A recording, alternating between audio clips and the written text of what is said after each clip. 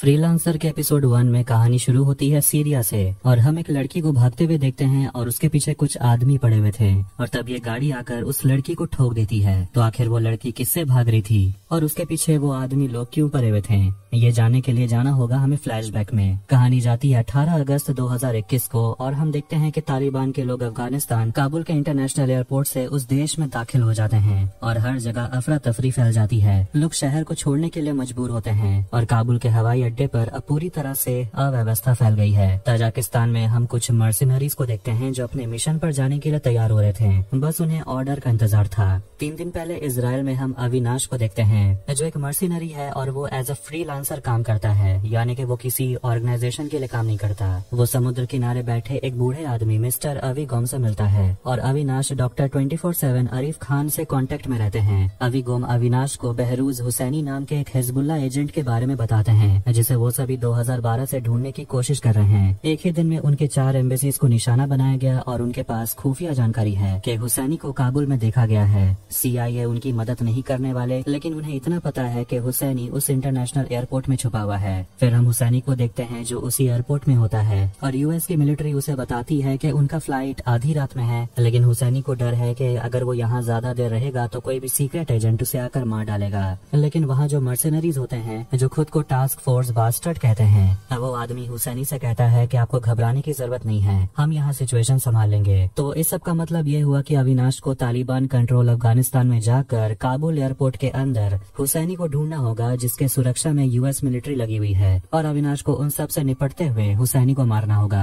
इसके बाद अविनाश उस आदमी से पेमेंट लेकर चला जाता है हुसैनी को मारने के लिए। फिर वो उन्हीं 4 लोगों से मिलता है जो उसका ताजिकिस्तान में इंतजार कर रहे थे। उसके बाद वो प्लान को डिस्कस करते हैं और बात करते हैं कि वो जिस कोऑर्डिनेट में उतरेंगे वहाँ से 500 मीटर के रेडियस के अंदर ही उनका टारगेट होगा, यानी कि हुसैनी होगा जिसे उन्हें ढूंढ कर मारना है। लेकिन वहाँ पर US नेटो फोर्स भी होंगे। फिर कुछ समय के बाद वो काबुल एयरपोर्ट पर लैंड करते हैं जहाँ काबुल में रहने वाले लोग देश छोड़कर जाने में लगे हुए थे और उनके बीच अविनाश और उसके लोग हुसैनी को ढूंढने में लगे रहते हैं। फिर उन्हें आखिर में हुसैनी का पता चल जाता है जो एक कमरे में छुपा हुआ था और अविनाश जाकर उस पर बंदूक तान देता है और हुसैनी कहता है तो इसका मतलब मैं सही था, तुम एक फ्रीलांसर हो। इसके बाद अविनाश हुसैनी को गोली मार देता है और उसकी पूरी टीम वहाँ से निकल जाती है। अब कहानी आती है मोरक्को में और हम अविनाश को देखते हैं जो अपने घर आता है और वॉइसमेल में सुनता है कि मुरुनाल उसे ढूंढ रही है। मुरुनाल कोई और नहीं बल्कि उसकी पत्नी है। इसके बाद वो अपना लॉकर खोलता है, अपना पेमेंट रखता है और वो डार्क नेट पर जाकर किसी को लेटर भेजता है। फिर वो अगले दिन निकलता है अपना नॉर्मल काम करने के लिए, जिसके बाद वो एक मेडिकल फैसिलिटी में जाता है अपनी पत्नी मुरुनाल से मिलने के लिए, जिसे किसी तरह की बीमारी है जिस वजह से वो चीजों को भूल जाती है और उसी बीमारी से उबरने के लिए वो ये इस फैसिलिटी में आई है। मुरुनाल कहती है कि वो ठीक है, लेकिन तभी दोनों के बीच में बहस होने लगती है क्योंकि अविनाश जो काम करता है उसके वजह से वो अपनी पत्नी से कभी मिल नहीं पाता। दोनों के बीच इस वजह से थोड़ी दूरियां जरूर आ गई हैं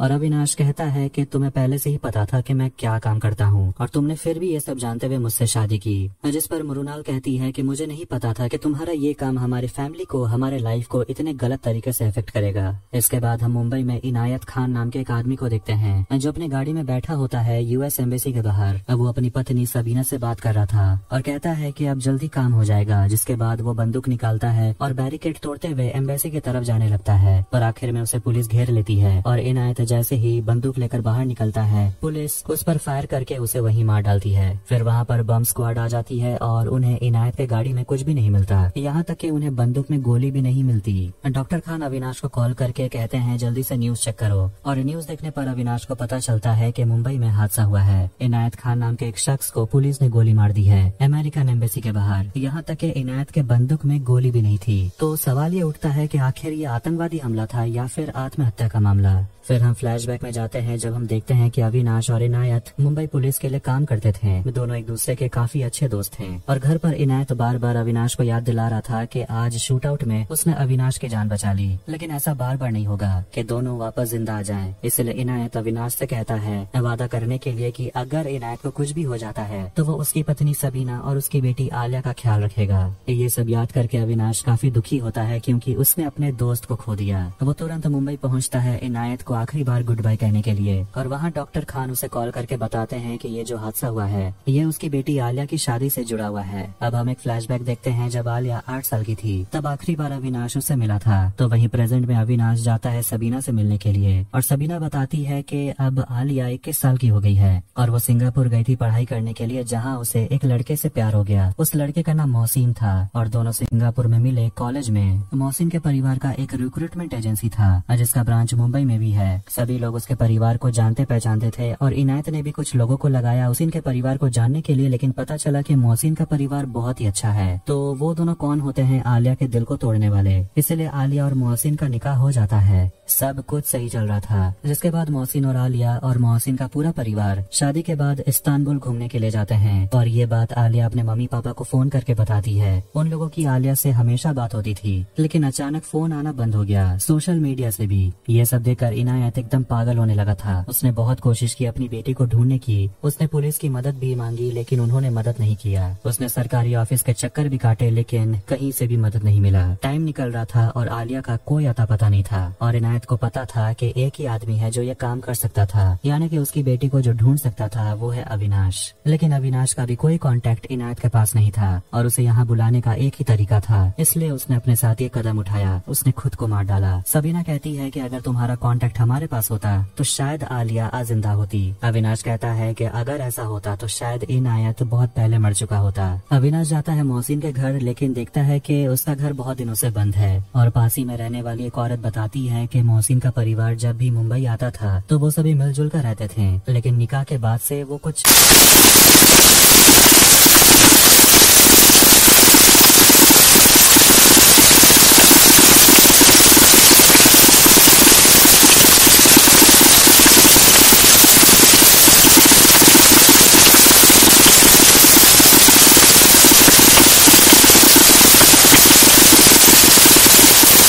चाहता है। और फरहत बताने लगती है कि वो पहली बार मोहसिन के परिवार से मलेशिया में मिली थी। फरहत मोहसिन के भैया खालिद की पत्नी असर से मिलती है, उसे एक तरह से ब्रेन वॉश करने की कोशिश करती है, ये कहकर कि आखिर वो लोग किस तरह के मुसलमान हैं, वो अपने अल्लाह से इतने दूर कैसे हो गए। फरहत उन्हें समझाने लगती है कि ये जिंदगी तो बहुत छोटी है, लेकिन कब्र से जन्नत तक का सफर इतना आसान नहीं होने वाला। तो वो असर से कहती है कि इस्लाम की राह पर लौट आइए। इसके बाद फरहत परिवार के सभी लोगों के सामने इस्लाम के बारे में अपना ज्ञान देने लगती है। एक तरह से देखा जाए तो उन्हें ब्रेन वॉश करती है। अविनाश पूछता है कि आप तो विदेश जाती रहती होंगी और उसे वो पूछ लेता है कि आप किस ऑर्गेनाइजेशन के लिए रिक्रूट करती हैं, जिस पर फरहत काफी भड़क जाती है और कहती है कि मैं तो सिर्फ दावत देने का काम करती हूँ, लोग तो अपने मर्जी से जाते हैं, जो मेरा ईमान कहता है मैं वही करती हूँ। अविनाश डॉक्टर खान से मिलता है और दोनों को यही लगता है कि शायद आलिया को किसी टेररिस्ट ऑर्गेनाइजेशन में रिक्रूट करने के लिए भेज दिया गया है। और ये सब कुछ हुआ है एयरपोर्ट में जब वो सभी मलेशिया जाने के लिए निकल रहे थे, लेकिन मोहसिन के बड़े भाई खालिद ने हनीमून का बहाना देकर मोहसिन और आलिया को इस्तांबुल भेज दिया।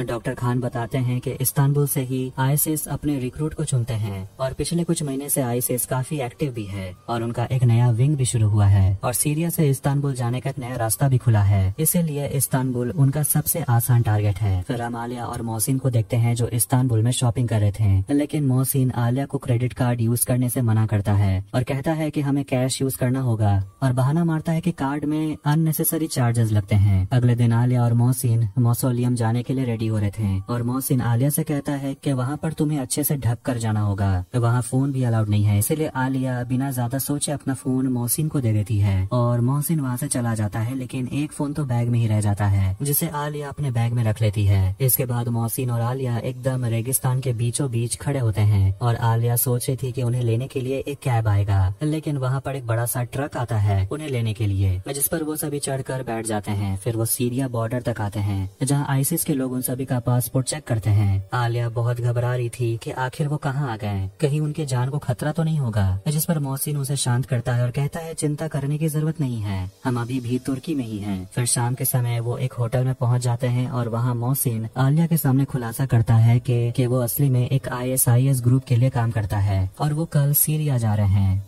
एपिसोड 2 में असलियत जानने के बाद अगले दिन आलिया होटल से भाग निकलती है, पर जब ये बात मोहसिन को पता चलता है तो अपने गाड़ी से निकलता है आलिया को ढूंढने के लिए, और वो अपनी गाड़ी से आलिया को ठोक देता है और वो गिरकर बेहोश हो जाती है। अब कहानी जाती है मुंबई में 7 साल पहले, और हम एक लड़की को देखते हैं जो होटल के कमरे में बंद रहती है, और ये खबर अविनाश को पता चलता है तो वो तुरंत होटल पहुँचता है। पता चलता है कि होटल के मैनेजर ने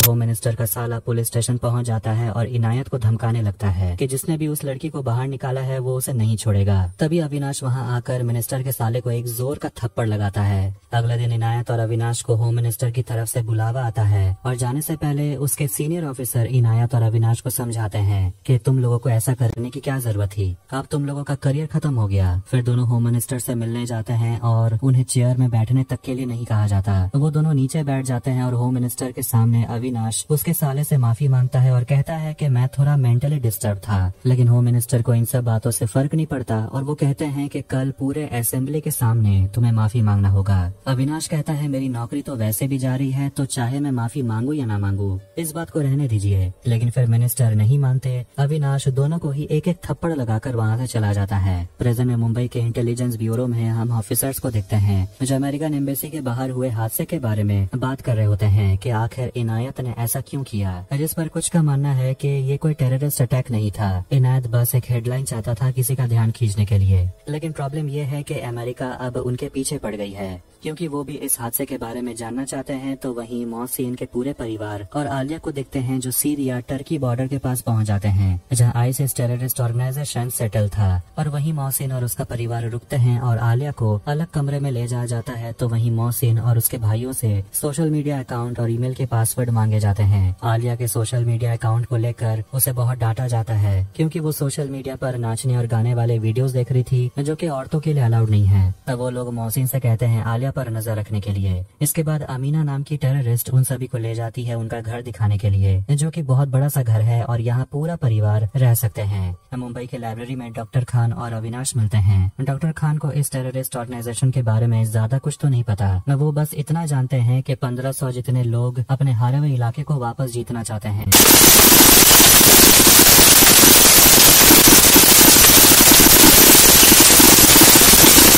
हैं और वो आसानी से इनके झांसे में फंस जाते हैं और इनके इलाकों में तुरंत लोगों को सजा दी जाती है, इसलिए लोग कंट्रोल के अंदर ही रहते हैं। डॉक्टर खान वुमेन ब्रिगेड के बारे में बताते हैं जो उस इलाके में रह रही औरतों पर नजर रखते हैं, और उनके पास एक खास तरह का हथियार भी होता है। अगर वो किसी भी औरतों को बिना हिजाब के देखते हैं तो वो इस हथियार से उस औरत के चमड़ी उधेर कर रख देते हैं। मोहसिन के परिवार को वहाँ कमांडर मकसूद से मिलने का मौका मिलता है, और यहाँ डॉक्टर खान अविनाश को बताते हैं कि अगर तुम इनायत की बेटी को वहाँ से निकालना चाहते हो तो ये करना इम्पॉसिबल है, और वैसे भी तुम बहुत लेट हो चुके हो। इंटेलिजेंस ब्यूरो से एक ऑफिसर राघवेंद्र जाकर सबीना से मिलता है और उससे पूछता है आपके पति के हादसे की वजह से अमेरिका हमारे पीछे पड़ गया है, और आपके हस्बैंड किसी से तो कांटेक्ट करने की कोशिश कर रहे थे जो उनका काफी खास है, आपको जानती हैं। जिस पर सबीना कहती है कि वो तो आपके पास भी आए थे सब कुछ बताने के लिए, पर आप लोगों ने क्या किया, आप लोगों ने उनकी मदद की। आलिया मोहसिन से लड़ने लगती है क्योंकि उसे नहीं बताया गया था कि शादी के बाद वो अपने घर से इतनी दूर सीरिया शिफ्ट हो जाएंगे। इस पर मोहसिन कहता है कि हम यहाँ खिलाफत के लिए लड़ रहे हैं और खिलाफत के लिए वो कुछ भी करेगा और वो सभी मिलकर पूरे दुनिया को इस्लाम में बदल देंगे। आलिया उसे समझाती है कि हमारा इस्लाम ऐसा नहीं है। इस पर मोहसिन भड़क जाता है और उसे शरिया कानून याद दिलाता है। कहता है कि जहाँ तुम्हारा पति होगा तुम्हारा घर वहीं होगा, और उस पर वो हाथ भी उठाता है। और ये सब होता देखकर आलिया को यकीन नहीं होता। क्या वो इस दिन के लिए मोहसिन से शादी की थी? उसका दिल टूट जाता है कि वो कहाँ फंस गई। वो यहाँ से जाना चाहती है, और जब रात में उसका पति सो रहा था तो वो चुपके से अपना फोन निकालती है और उसमें से वो अपने पापा को मैसेज भेजती है, जो मैसेज सबीना को मिल जाता है, जिसमें वो मदद मांगते हुए लिखती है कि मुझे यहाँ से निकालने के लिए पूरा परिवार टेररिस्ट ऑर्गेनाइजेशन से मिला हुआ है। आलिया डिटेल में सब कुछ बात करती है कि उस एरिया में वो कहाँ रह रही है, उसका घर कैसा दिखता है। तभी फोन का चार्ज खत्म हो जाता है। ये सब देखकर सबीना तुरंत अविनाश को कॉल करती है। फरहत अपने घर आ रही होती है, तभी वो रास्ते में एक मुस्लिम परिवार को देखती है जो बैठकर टीवी पर गाना सुन रहे थे। फरहत उनसे कहती है अभी भी समय है, इन सब चीजों से तौबा कर लो। फिर वो घर आती है और VPN यूज करके एक एडल्ट वेबसाइट से ISIS ऑर्गेनाइजेशन के एक मेंबर से कांटेक्ट करती है और उन्हें कुछ फोटो भेजती है। सबीना अविनाश को बताती है मैसेज के बारे में जो उसकी बेटी भेज रही थी। ये सुनकर अविनाश कहता है कि ये हमारी आखिरी लाइफलाइन है जिससे हम आपकी बेटी को ढूंढ सकते हैं, लेकिन ये बहुत बड़ा रिस्क है क्योंकि आईएसआई ट्रैक करते रहते हैं अनरजिस्टर्ड नेटवर्क को और इससे आलिया को भी खतरा हो सकता है। इसलिए अविनाश सबीना से कहता है कि आपको कुछ नियम फॉलो करने होंगे और आपको एक नया नंबर ले लेना चाहिए और उसी से आप आलिया को मैसेज करिएगा और बात करने की कोशिश मत करिएगा। उसे ये मत बताइएगा कि इनायत मर चुके हैं वरना वो टूट जाएगी। फिर सबीना अपनी बेटी से मैसेज पर बात करती है और उसे कहती है कि अगर हो सके तो तुम जहाँ रह रही हो वहाँ का फोटो भेजना और कोई जल्दी नहीं है, आराम से करना ताकि लोगों को तुम पर शक ना हो। लेकिन तभी आलिया इमोशनल हो जाती है और सोचती है कि ये उसके पापा उसे मैसेज कर रहे हैं और वो अपने पापा से कहती है कि प्लीज मुझे यहाँ से निकालिए। पापा लिखा हुआ देखकर सबीना भी इमोशनल हो जाती है और उसे कहती है मैसेज करना बंद करो, बहुत समय हो गया। तभी आलिया डर जाती है क्योंकि मोहसिन दरवाजे को पीटने लगता है। अब एपिसोड 3 में आलिया दरवाजा खोलती है और मोहसिन के पूछने पर कि तुम अंदर क्या कर रही थी, वो झूठ कह देती है कि मैं फ्रेश हो रही थी। कहानी जाती है 8 साल पहले और हम देखते हैं कि अविनाश को जॉब से निकाल दिया गया था क्योंकि उसने होम मिनिस्टर के ऊपर हाथ उठाया और अब 2 हफ्ते हो गए हैं। वो हर दिन ड्रिंक करते रहता है जिससे मृणाल भी थक चुकी है। उसका अविनाश से झगड़ा हो जाता है और वो गुस्से में अपने बेटे जय को लेकर घर से चली जाती है। लेकिन जैसी वो वहाँ से निकलने वाली थी, जय अपने खिलौने को लेने के लिए अपने गाड़ी के पीछे चला जाता है और मृणाल गाड़ी निकालने के लिए गाड़ी को बैक करती है और अपने बेटे के ऊपर ही गाड़ी चढ़ा देती है जिससे अविनाश और मृणाल के बेटे जय की वही मौत हो जाती है। इसी वजह से मृणाल इतने सालों से डॉक्टर जेनी से थेरेपी ले रही है और उन्हीं के मेडिकल फैसिलिटी में रहती है और डॉक्टर अविनाश से भी पूछती है कि तुम्हें भी थेरेपी लेने की सोचनी चाहिए, लेकिन वो कोई जवाब नहीं देता। वो जाकर अपनी पत्नी से मिलता है और वो उसे सबीना की बेटी आलिया के बारे में कुछ बताने वाला था लेकिन नहीं बताता और मृणाल भी बहुत खुश है क्योंकि वो कुछ दिनों में घर वापस आने वाली है। अविनाश अपना नया नंबर सबीना को भेजता है तो वहीं दवे नाम का एक पुलिस इंस्पेक्टर होम मिनिस्टर के कहने पर अविनाश को ढूंढते हुए डॉक्टर खान के पास आता है और उससे वो अविनाश के बारे में सब कुछ जानना चाहता है, जिस पर डॉक्टर खान कहते हैं कि मैं तो तुम्हें उसके बारे में सब कुछ बता दूंगा। इसके बाद वो तो मुझे मार डालेगा लेकिन तुम भी नहीं बचोगे। लेकिन मुझे इस बात से कोई प्रॉब्लम नहीं है, मैं तो 65 का हो गया हूँ, मैंने पूरी लाइफ जी ली है।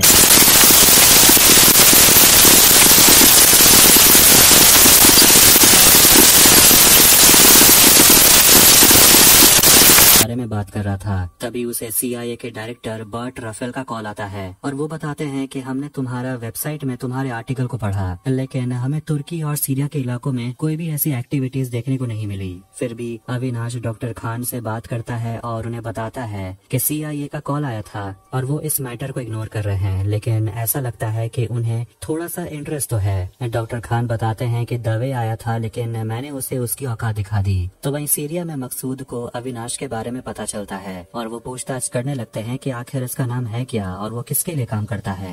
होम मिनिस्टर काफी गुस्से में है कि एक सस्पेंडेड पुलिस ऑफिसर को वो ढूंढ नहीं पा रहे हैं। इस पर दवे कहने लगता है कि वो कोई आम आदमी नहीं है और उसने मर्सिनरीज और अलग अलग देशों के सीक्रेट एजेंट के साथ मिलकर उसने ट्रेनिंग ली है। अब तो उसका दूसरा नाम भी है द फ्रीलांसर। आपको उसके बारे में सोचना छोड़ देना चाहिए वरना अगर वो आपके पीछे पड़ गया तो मुसीबत पड़ जाएगी। और वो एक इंडियन एजेंट के बारे में बताने लगता है जिसे पाकिस्तान के लोगों ने पकड़ लिया था, लेकिन अविनाश ने अपना दिमाग लड़ाकर पाकिस्तान के जनरल जलान के कंप्यूटर को हैक कर लिया और उसके सारे पर्सनल डॉक्यूमेंट्स निकाल लिए। फिर एक दिन जब जनरल जलान गया था दुबई एक मीटिंग के लिए तो अविनाश ने उसे किडनैप कर लिया और तब इंडिया ने अपने इंडियन एजेंट के बदले में पाकिस्तान को उनका जनरल जलान देने की बात की। इससे इंडिया का एजेंट बच पाया। तो वही मोहसिन घर आकर अपने कमरे की तलाशी लेता है और आलिया की चीजों को चेक करता है और उसे बता देता है कि तुम्हारे पिता ने खुद की जान ले ली अमेरिकन काउंसलेट के बाहर। और मोहसिन आलिया से झूठ कहता है कि तुम्हारे पापा एक टेररिस्ट ऑर्गेनाइजेशन से जुड़े हुए थे और उन्होंने हमारे लिए कदम उठाया है, वो शहीद हुए हैं, इसलिए तुम्हें रोने की जरूरत नहीं है। लेकिन आलिया रोने लगती है और मोहसिन उसे अविनाश का तस्वीर दिखाता है और पूछता है कि ये कौन है। आलिया पहचान जाती है कि ये तो उसके अविनाश अंकल हैं, लेकिन वो कहती है कि वो इंडिया में नहीं रहते और मैं उसे 8 साल पहले मिली थी। आलिया चुपके से जाकर अपनी माँ से बात करती है और सबीना को बताना पड़ता है कि तुम्हारे पापा अब नहीं रहे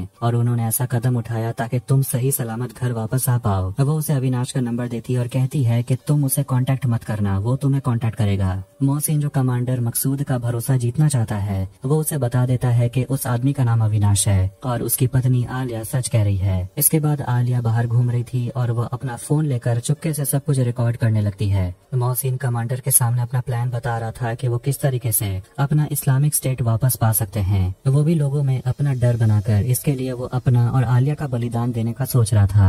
आलिया एक लड़की के साथ घूम रही थी और उसे भी यहाँ पर जबरदस्ती लाया गया था और वहाँ पर वो हंसी मजाक करते हैं, जिस पर वो वुमेन ब्रिगेड वाली औरत उसे पीटती है और कहती है हंस क्यों रही हो और अरबी में बात करो और नहीं आती है तो सीखो। अब हम एक CIA के ऑफिसर मार्क को देखते हैं जो राधा बख्शी नाम के एक ऑफिसर से मिलता है। दोनों अविनाश के बारे में बात कर रहे होते हैं और सोचते हैं कि एक फ्रीलांसर हमसे अभी कांटेक्ट क्यों कर रहा है और वो आखिर हमें परिवार के बारे में बताना क्या चाहता है। राधा उसे मोहसिन के परिवार के बारे में बात करती है और उसके परिवार में समीर नाम का एक भाई भी है जो पायलट है और वो US रेसिडेंट है और उनका पूरा परिवार सीरिया शिफ्ट हो गया है। मार्क सोच रहा होता है कि आखिर इन परिवार को टेररिस्ट ऑर्गेनाइजेशन में शामिल करने के लिए मना कौन रहा है, वो भी उन परिवारों को जो सीरिया से इतने दूर रहते हैं। इन सब के बारे में जवाब जानने के लिए राधा अविनाश के साथ एक मीटिंग फिक्स करती है। अविनाश सबीना को कॉल करके पूछता है क्या आपकी आलिया से बात हुई। वो कहती है हाँ, और अभी मैंने उसे सब कुछ बता दिया है और सीरिया में लोग तुम्हारे बारे में भी जानते हैं। मोहसिन और पूरा परिवार प्लान के बारे में बात कर रहे थे, जिसे पूरा करने के लिए वो रक्का जाने का प्लान बनाते हैं और खालिद और असर भी जाना चाहते हैं और इस बारे में आलिया से वो बात छुपाते हैं, जिस पर आलिया अपनी माँ को बता देती है कि परिवार का बर्ताव मेरे साथ थोड़ा बदल गया है, वो मुझसे बात छुपाते हैं। अगले दिन अविनाश CIA के ऑफिसर मार्क और राधा से मिलता है और उसे मोहसिन के परिवार के बारे में वो पूरा रिपोर्ट फाइल दे देता है और बताता है कि एक लड़की जिसकी नई नई शादी हुई है उसी ने अपने पापा से बात करने के लिए मैसेज भेजा था और ये सब वो छुप छुप के कर रही है और वही हमें वहाँ के बारे में सारी डिटेल्स दे रही है और फिलहाल आलिया के बारे में वहाँ कोई नहीं जानता और उसी ने ये सारे फोटोज भेजे हैं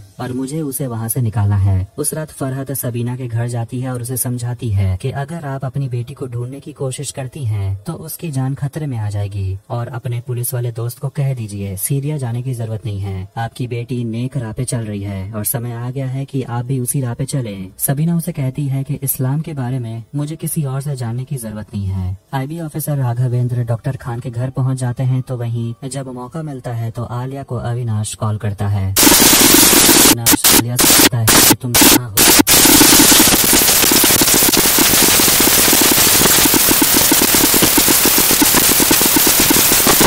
उनके सारे लोकेशंस के बारे में, बदले में वो एक एक्सट्रैक्शन मिशन चलाकर तुम्हें वहां से सेफली निकाल लेंगे। IB officer Raghavendra doctor Khan के साथ बात कर रहे होते हैं और उसे वो अविनाश के बारे में पूछते हैं कि आखिर वो अमेरिकन काउंसलेट के बाहर हुए हादसे से वो कैसे जुड़ा हुआ है। अविनाश का कोई डिजिटल फुटप्रिंट भी नहीं है और उसे अविनाश के बारे में जानना है, जिस पर डॉक्टर खान कहते हैं कि अगर आपको मुझसे पूछताछ करनी है तो आपको वारंट लेकर आना होगा।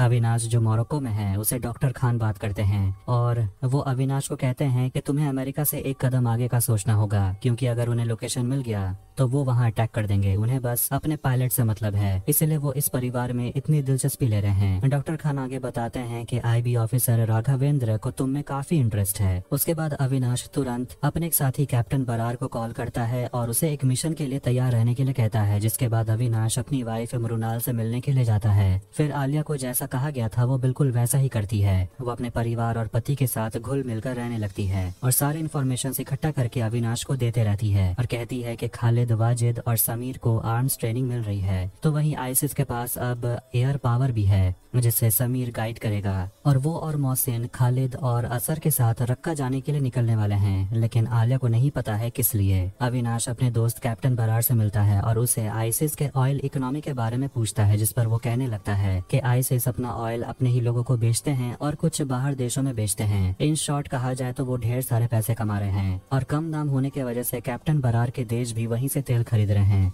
वो भी एक खुफिया रास्ता से अपनी पहचान को छुपाकर। और कैप्टन अविनाश को खुफिया रास्ता दिखाता है। अविनाश अपने एक और साथी विल्सन से कांटेक्ट करता है और उसे कहता है कि उसे एक 21 साल की लड़की के सारे डॉक्यूमेंट्स किसी और के आइडेंटिटी में डुप्लीकेट करवाना है, जिसके लिए विल्सन मान जाता है और कहता है कि जितने जल्दी पैसे आ जाएंगे उतनी जल्दी काम हो जाएगा। दिन के समय वुमेन ब्रिगेड एक दुकान में जाती है कुछ खरीदने के लिए और आलिया पास के कैफे में जाकर कुछ डॉक्यूमेंट्स अविनाश को भेजने के लिए अपने फोन में सेव कर लेती है। तभी वहाँ आकर अमीना असर और आलिया से कहती है कि रक्का जाने से पहले तुम दोनों को फोन दे दिया जाएगा, जिस पर असर खुश हो जाती है। अविनाश एक और आदमी से जाकर मिलता है जो मोरक्को में अपना इंडियन फूड रेस्टोरेंट चलाता है और अविनाश उसे कहता है कि उसे सीरिया इराक बॉर्डर पहुंचना है, जिस पर वो आदमी कहने लगता है पहुंचना बहुत आसान है क्योंकि उसी रास्ते से उसके बहुत सारे सामान आते हैं और रेफ्यूजीज का स्मगलिंग भी होता है। अविनाश कहता है कि मुझे किसी को वहाँ से एक्सट्रैक्ट करना है। आलिया की मदद से अविनाश मोहसिन का कंप्यूटर हैक कर लेता है और उसी रात में मोहसिन के परिवार को उनका फोन और राशन कार्ड दे दिया जाता है। आलिया अविनाश से बात करती है और अविनाश उसे कहता है कि तुम अपना पुराना नंबर से ही मुझसे कांटेक्ट करना और सभी के नंबर मुझसे मैसेज कर दो। अगले दिन अविनाश मार्क और राधा से मिलता है और उससे मोहसिन के परिवार का कांटेक्ट नंबर दे देता है और कहता है कुछ दिनों में हमें और भी इंफॉर्मेशन मिलने वाले हैं और हमें लैंडमार्क भी मिल जाएगा। लेकिन अविनाश को समझ आ जाता है कि CIA को सिर्फ पायलट समीर को बचाना है क्योंकि वो एक अमेरिकन रेसिडेंट है और पायलट होने की वजह से उसके पास अमेरिका के कुछ कॉन्फिडेंशियल इन्फॉर्मेशन हो सकते हैं और उन्हें आलिया की कोई परवाह नहीं है। लेकिन राधा भरोसा दिलाती है कि उनका डील हुआ है और वो इस डील से कभी नहीं मुकरेगी। अविनाश उनसे कहता है परिवार के सदस्य का नंबर मिल गया है तो उन्हें जल्दी से ट्रैक करने के लिए। मकसूद अपने लोगों से कहता है हम मोहसिन के परिवार को किसी भी चीज में दिक्कत नहीं आनी चाहिए और कहते हैं कि उनका घर हर समय चेक करते रहना